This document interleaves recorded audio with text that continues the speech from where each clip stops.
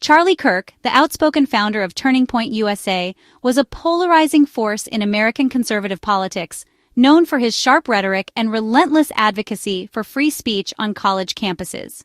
Over the years, Kirk built a massive following among young conservatives, becoming a fixture at rallies and a frequent guest on cable news, where his unapologetic style drew both admiration and fierce criticism. His confrontational approach made him a lightning rod, drawing crowds of fervent supporters as well as vocal protesters wherever he went. The tension between these groups often spilled over into heated exchanges, highlighting the deep ideological divides on American campuses. On September 10, 2025, during what was supposed to be a routine speech at Utah Valley University, tragedy struck. In a shocking and violent moment, Kirk was shot and killed on stage, sending the packed auditorium into chaos and panic as students and faculty scrambled for safety. The news of his death spread rapidly, dominating headlines across the nation and igniting a firestorm of political debate. Within hours, social media was flooded with reactions, tributes, and heated arguments about what Kirk's death meant for the country. Supporters gathered at vigils, mourning the loss of a figure they saw as a champion for conservative values and free expression. Many blamed the tragedy on what they described as a climate of escalating political intolerance and hostility toward dissenting voices. Critics, while universally condemning the violence, pointed to the toxic rhetoric and polarization that had come to define American political discourse. They argued that the environment Kirk helped create had also contributed to the nation's deepening divisions. The shooting exposed the nation's raw and painful fractures, as grief quickly gave way to partisan blame and suspicion. Communities across the country found themselves grappling with fear, anger, and uncertainty about what might come next. Republican leaders, including Vice President JD Vance, were quick to respond, immediately citing left-wing extremism as the cause and calling for unity against political violence. Their statements only intensified the debate as Democrats pushed back, warning against politicizing the tragedy. The tragedy became a national flashpoint, shifting the focus from mourning to a heated and often bitter search for answers. The media frenzy outside courthouses and at rallies reflected the country's heightened anxiety and the urgent demand for justice. As law enforcement launched a massive manhunt for the shooter, the investigation quickly became entangled in the broader battle for America's political identity, with both sides accusing each other of fueling the violence. In the aftermath, the empty stage where Kirk fell became a symbol of a nation at a crossroads, setting the scene for a national reckoning over violence, ideology, and the uncertain future of dissent in America. Investigators soon identified Tyler Robinson, a 22-year-old with strong left-leaning and pro-LGBTQ views, as the primary suspect in the case. Robinson, who grew up in a small town, was known among friends and on social media for his outspoken activism and passionate support for marginalized communities. His online presence was filled with posts about equality, justice, and calls for social change, painting a picture of a young man deeply invested in political causes.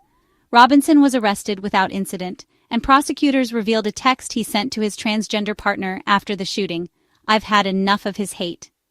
This message, sent just minutes after the event, offered a rare glimpse into Robinson's mindset at the time, and quickly became a focal point for investigators and the media alike.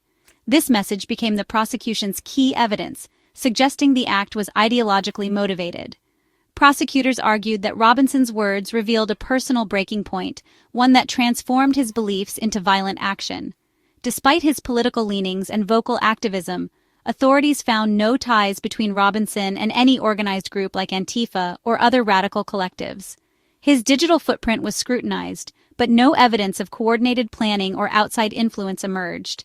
He appeared to be a lone actor, driven by personal convictions rather than coordinated extremism. Investigators described him as isolated, acting independently, and motivated by his own sense of justice. The lack of group affiliation became central to the public debate.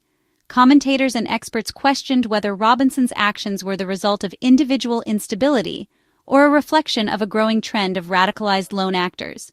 Was Robinson a disturbed individual or a symptom of a broader, radicalized climate? The case forced the nation to confront uncomfortable questions about the intersection of ideology, mental health, and violence.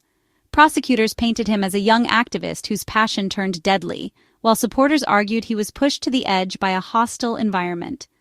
The case raised urgent questions about the line between political fervor and violence, and whether society is doing enough to address the root causes of such acts. As the investigation unfolded, the narrative around Robinson's motives became a political battleground, with lawmakers and activists weighing in from all sides. The answer would soon shape a major national decision, influencing not just the outcome of the trial, but the broader conversation about activism, extremism, and justice in America.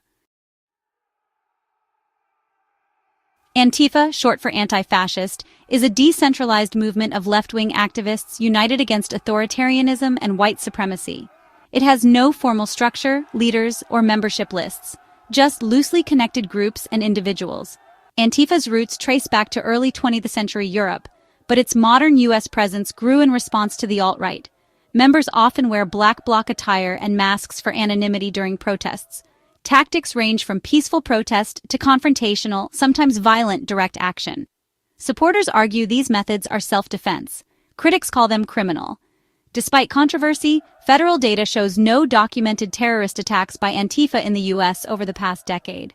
Most domestic terrorism has come from far-right or jihadist actors, complicating efforts to equate Antifa with organized terror.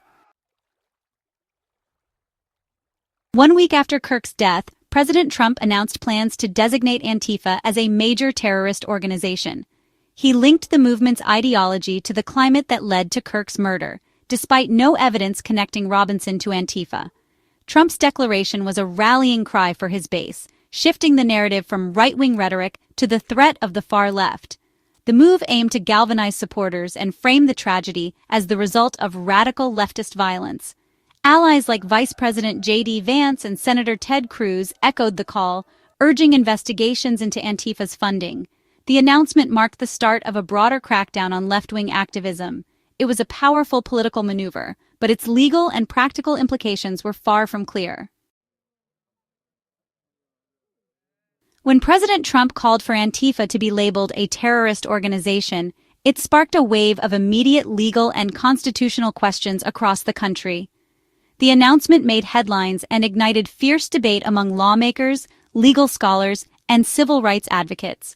Under current U.S. law, the Secretary of State has the authority to designate foreign organizations as terrorist groups, which triggers a range of legal consequences. However, there is no established legal mechanism for designating domestic groups in the same way, leaving a significant gap in the law. The First Amendment of the Constitution fiercely protects freedom of speech, assembly, and association.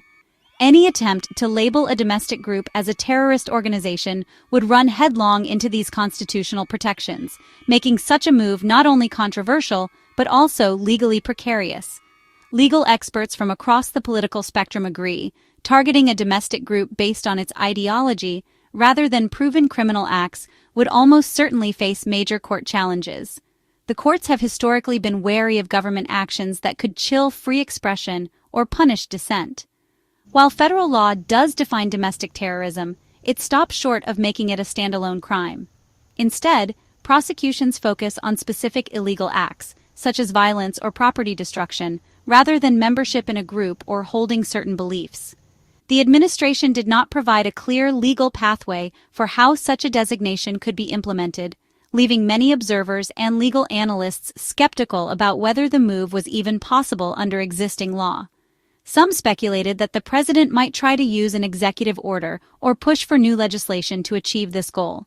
However, any such attempt would almost certainly be challenged in court, and the legal battles could drag on for years.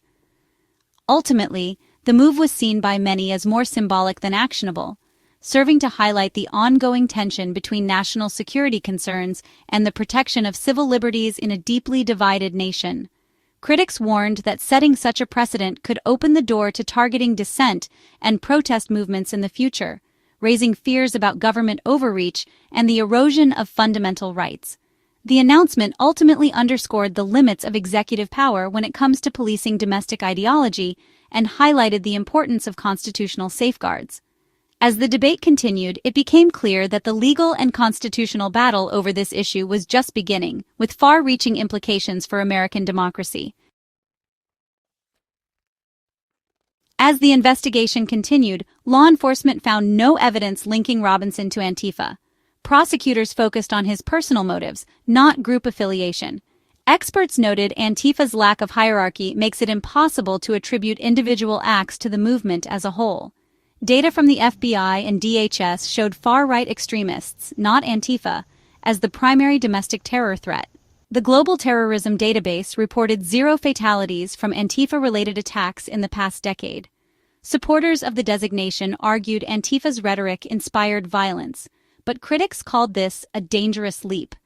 The facts clashed with the administration's narrative, fueling a contentious national debate. Trump's announcement split the nation along partisan lines. Conservatives hailed it as overdue, citing Kirk's murder as proof of left-wing violence. Right-wing media amplified the message, demanding a crackdown on Antifa. Progressives, civil liberties groups, and Democrats condemned the move as unconstitutional and authoritarian. They warned it could criminalize protest and chill free speech. The lack of evidence connecting Robinson to Antifa fueled opposition. The debate spilled into pop culture, with high-profile clashes over free speech and protest. America found itself locked in a bitter argument over the meaning of terrorism and dissent. Labeling Antifa a terrorist group could have sweeping consequences for civil liberties. Legal experts warned it sets a precedent for targeting any movement deemed undesirable by those in power. The threat of surveillance, financial scrutiny, and prosecution could deter legitimate protest. This chilling effect undermines democracy, making citizens wary of activism. Calls to follow the money risked broad investigations into progressive organizations. Critics argued the move blurred the line between dissent and terrorism, devaluing the term itself. Redefining protest as terrorism could suppress opposition and expand government power. The balance between security and freedom was at stake. The Kirk tragedy and Antifa designation reveal how facts are twisted in a polarized America. Two narratives emerged, one blaming a violent movement, the other accusing the president of exploiting tragedy to silence dissent. Both sides clung to emotionally charged stories, deepening division. The challenge: how to find common ground when basic facts are in dispute. Citizens must seek primary sources, question collective guilt, and resist partisan spin. It's possible to condemn violence without endorsing the suppression of free speech. Democracy depends on a shared commitment to truth over narrative. When emotion trumps evidence, reasoned debate collapses. Only by weighing facts and upholding constitutional principles can we navigate these turbulent times.